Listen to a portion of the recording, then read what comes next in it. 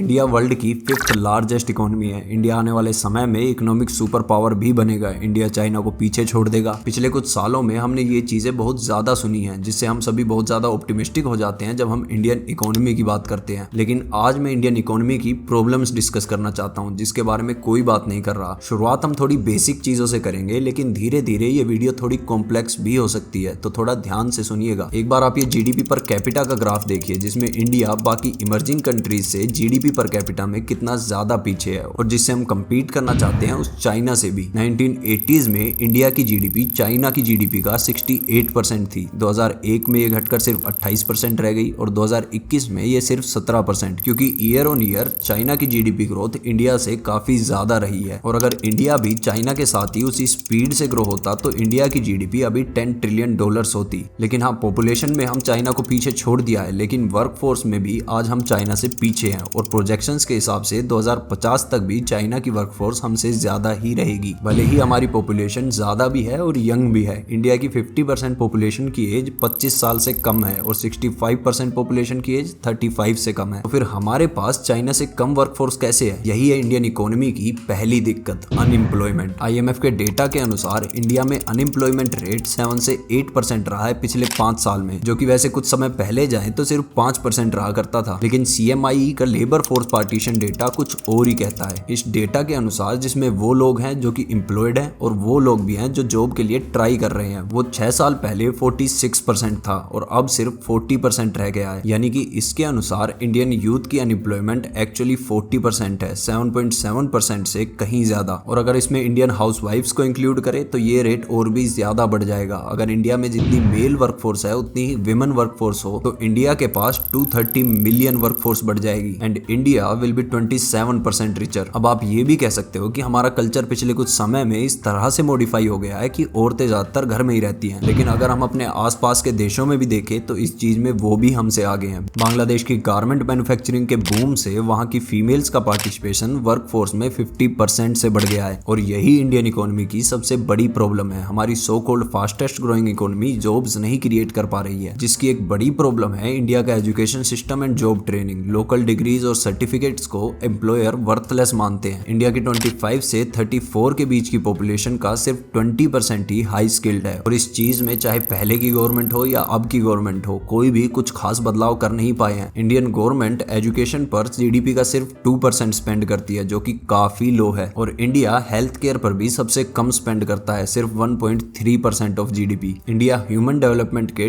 2 की elements health और education पर सबसे ज्यादा कम स्पेंड करता है, जिससे लेबर प्रोडक्टिविटी भी कम होती है। और लेबर प्रोडक्टिविटी की फैक्टर है किसी भी इकोनॉमी और स्टैंडर्ड ऑफ लिविंग को इंप्रूव करने में, क्योंकि जब लेबर प्रोडक्टिविटी बढ़ती है तो गुड्स एंड सर्विसेज की सप्लाई और डिमांड दोनों बढ़ती है। अगर हम ब्रिक्स कंट्रीज में वर्किंग आवर्स को कंपेयर करें तो इंडिया की प्रोडक्टिविटी सबसे ज्यादा कम है। इंडिया के टॉप इंजीनियर्स को तो आज पूरा वर्ल्ड सैल्यूट कर रहा है, लेकिन रूरल इंडिया जहां पर सबसे ज्यादा टैलेंट छुपा हुआ है वहां पर सेकेंडरी एजुकेशन तक भी नहीं दी जा पा रही। और जिस चाइना या फिर जापान की ग्रोथ से हम अपनी ग्रोथ को कंपेयर करते हैं, उन्होंने एजुकेशन और इंफ्रास्ट्रक्चर पर काफी हैवी इन्वेस्ट किया है। हालांकि पिछले कुछ समय से इंडिया में इंफ्रास्ट्रक्चर पर अच्छा खासा इन्वेस्ट किया गया है, लेकिन इसमें भी कुछ प्रॉब्लम्स आई हैं। इंडिया का फिक्स्ड कैपिटल फॉर्मेशन इन्वेस्टमेंट 2007 में 36% से 29% हो गया है, जिसकी वजह बनी है policy uncertainty, financing problems, private investments में वीकनेसेस और बैंकिंग सिस्टम्स की स्लोनेस। और सबसे ज्यादा इंपॉर्टेंट FDI यानी कि फॉरेन डायरेक्ट इन्वेस्टमेंट्स में गिरावट। 2008 में FDI 3.6% ऑफ जीडीपी हुआ करता था, जो अब गिरकर 1.4% ही हो गया है। हालांकि गवर्नमेंट का प्लान है FDI को 6% ले जाने का, लेकिन अभी वो सक्सेस होता नहीं दिख रहा। लेकिन पिछले 10 साल में गवर्नमेंट फिजिकल डेफिसिट, जो कि गवर्नमेंट के टोटल रेवेन्यू और टोटल एक्सपेंडिचर के बीच के गैप को दिखाता है, वो बढ़कर $36 बिलियन